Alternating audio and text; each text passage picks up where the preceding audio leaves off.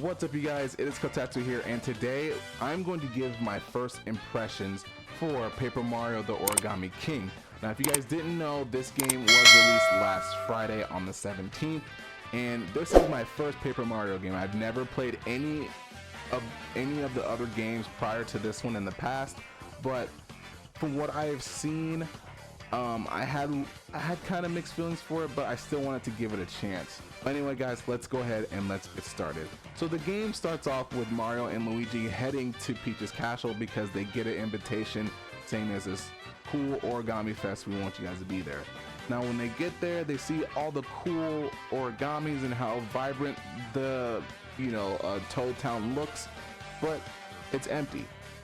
There's not a toad in sight anywhere.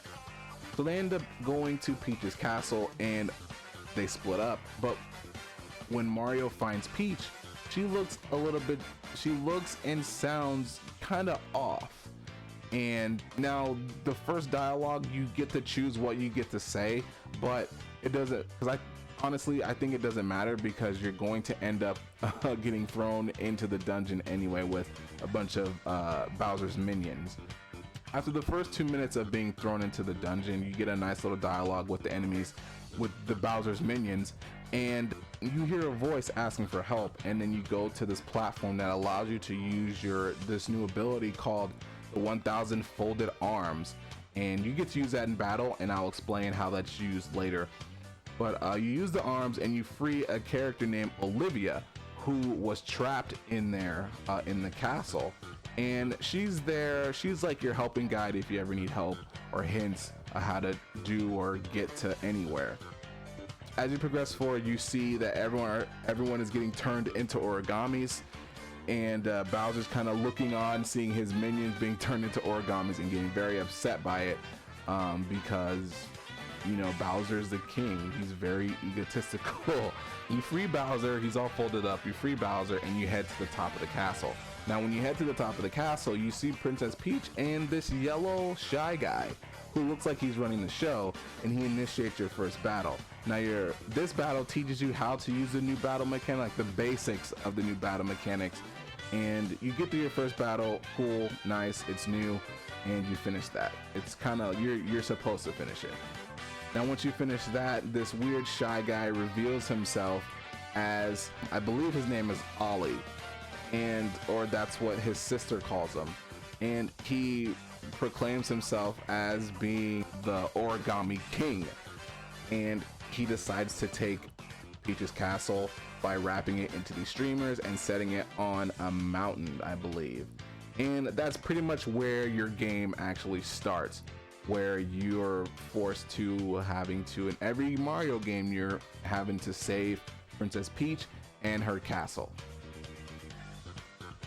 Now let's get into the gameplay. Now for me, I think my favorite part of the game is being able to explore everywhere and finding the different secrets by covering up holes. Now the holes you see in the game, you cover with confetti. The confetti is used to cover these holes to either reveal new paths to different treasures or just to get coins. And I think coins are very essential in the game, and I'll explain that later as well. But you don't just find coins, you also find toads walking around, or not walking around, but you find toads in different ways, either folded up in shapes of butterflies or in trees, or trapped behind things where you have to pull them out, or they're stuck, so when you have to pull them out.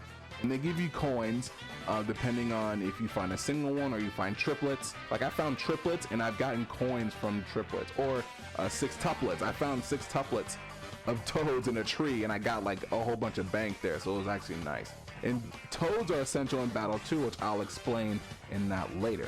I think my favorite part of the game is just to be able to explore the overworld. Everything looks nice, pretty, very vibrant, and I think that's what kind of pulled me to this game, to be able to do that. And this game definitely does not force you, but does imply that you look under every nook and cranny, because like I said, let me just start saying this. I finished the first boss and I'm in the second part, and now I'm finding that there's weird areas or weird places that will give you a good amount of coins. Like I found, I think like 5-10 coins, and on the last hit I found 100 coin. So it does implore you to search everywhere into the game so you can find, you know, find cool treasures that you can collect if you want to be a collector, and toads. Like I said, I'll explain why the toads and coins are important later.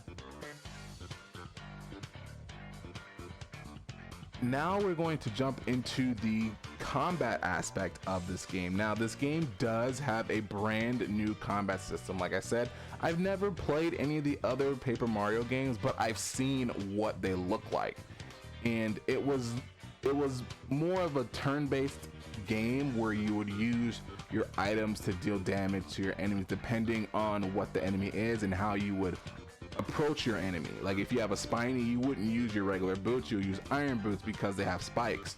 So iron boots were essential to have against spinies.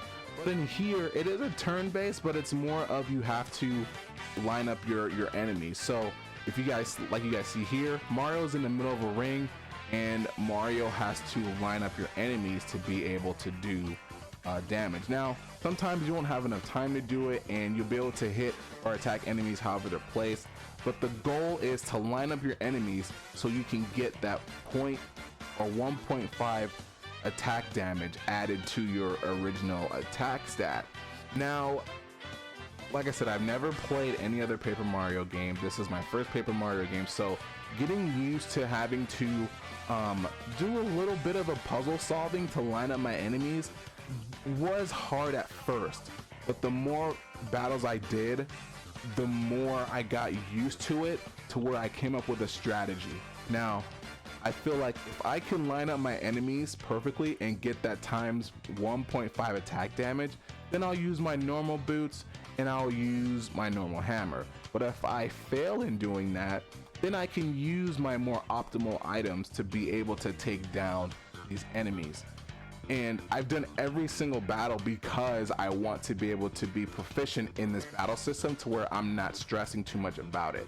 Now, with this battle system, they do add ring moves, which allows you to have a certain amount of times you can move. Sometimes you'll be able to have 2, sometimes you'll have 3, depending on how many enemies there are and how many possible lineups there is.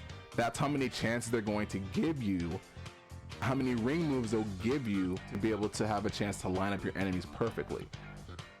And there's also a timer too, so there's a lot of aspects to consider while you're in a battle with these enemies. But like I said, the more battles you do, the more proficient you'll be at this battle system. Now, going back to the 2 reasons why I think battling is important, but before I get into that, from what I've heard from previous people, you know, after 1,000 Year Door, there was no more experience. So a lot of people felt like there was no reason to do battles anymore. But I feel like in this game, I think it's essential that you at least do every other battle. And this is why. Like I said, you get used to the battles and you'll learn how the battle system goes and you'll get more proficient in it. And then you'll consider all the aspects of it, and then you'll say, okay, I have 30 seconds. I have to line them up this way, this way, this way to get that full optimal damage so I can one-turn these fools like I've been doing, because I've done every single battle, because that's just me.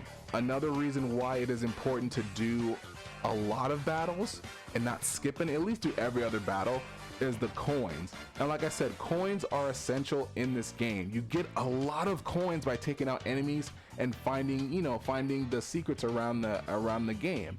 But the coins help you if you're in a jam. Like if you just need a little assistance lining up your enemies when you first start, you can summon toads, which is why you want to find toads as well, because if you find a lot of toads, the toads are going to be sitting in the bleachers, the ones you find, and they help you with your battles. So you press X, I believe, to summon, have the toads cheer you on.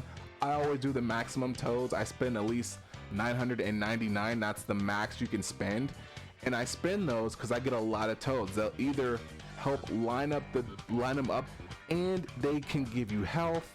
They give you more power-ups like fire flowers, or they'll give you mushrooms to heal you later if you need them. So I think that's why finding toads and coins are pretty essential to this game. And also, if you need more time, you hold the plus button that adds more time. Now granted, I think how the denomination is, if you spend 100 coins you get 10 extra seconds, if you spend 200 coins you get 20 seconds, 300 coins you get 30 seconds, etc, etc. But I think that's why coins are essential to the battle system as well. And also you'll buy items, you're able to buy items. But anyway guys, that's going to be it for me. Hopefully you guys enjoyed.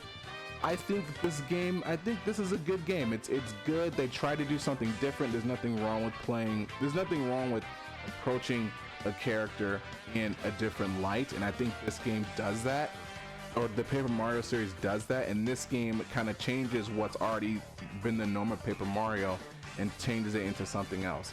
Now, I wouldn't say they should keep this battle system in the next game. I think they should go back to what it was. And yeah, I think they should just go back to what it was before, because I think this battle system is a little bit too complicated, or not complicated, but it's too much. Just when you're approaching enemies and bosses especially. I wouldn't say this is a must-buy. This is a game that I would say, wait until it goes on sale, or borrow it from someone so you can actually give it an honest try, and then give your opinions on it from there. But I wouldn't say this is a must-buy right now. I'd say wait till it goes on sale, or wait until your buddy finishes it and then borrow it from him and then give it a try. But anyway guys, that's it. Hopefully you guys enjoyed, and I will see you guys on the next one. You guys take care.